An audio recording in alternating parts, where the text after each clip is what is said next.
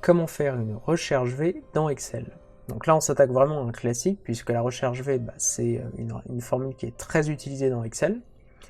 Donc le cas classique c'est quand j'ai une petite base de données avec des références produits ici et j'aimerais afficher le prix de ces produits juste à droite, donc c'est-à-dire une colonne juste à côté.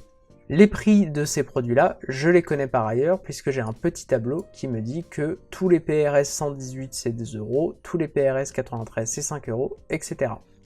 Donc pour ça, je vais utiliser recherche V égale recherche V. J'ouvre la parenthèse et donc là, je vais devoir lui indiquer 4 informations. Première information, la clé de recherche. Donc là, c'est ma référence produit qui se trouve juste à gauche. Point virgule. Ici, je vais lui indiquer le tableau dans lequel se trouve l'information que je veux afficher. Donc là, c'est ce tableau-là. En même temps que je le sélectionne, je note le rectangle en bas à droite qui s'affiche et je note surtout le dernier numéro. Là, je vois que c'est le 2 qui s'affiche et en fait, ça correspond au nombre de colonnes que j'ai sélectionnées. Si j'avais qu'une seule colonne, j'aurais 1 qui s'affiche. Si j'avais 3 colonnes, j'aurais 3 qui s'affichent. Donc là, je sélectionne tout mon tableau.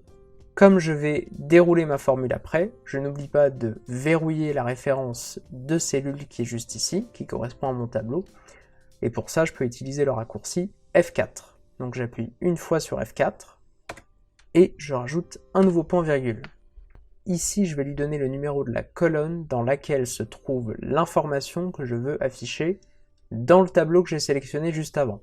Donc le tableau que j'ai sélectionné juste avant, c'est celui-ci, et l'information que je veux afficher, c'est le prix.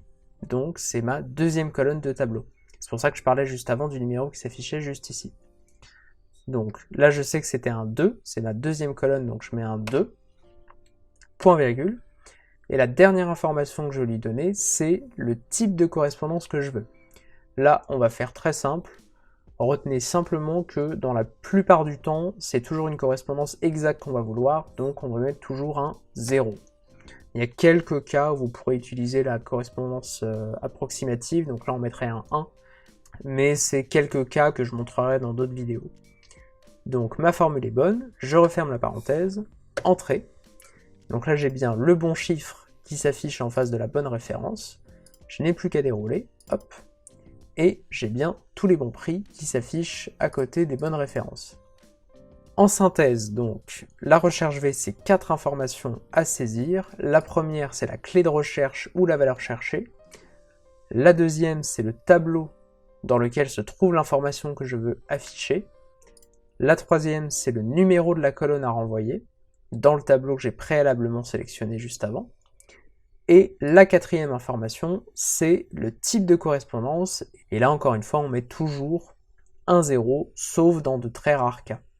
Merci d'avoir regardé cette vidéo, n'hésitez pas à vous abonner et à activer la cloche, et n'hésitez pas aussi à me faire vos suggestions pour de futurs tutoriels. Merci.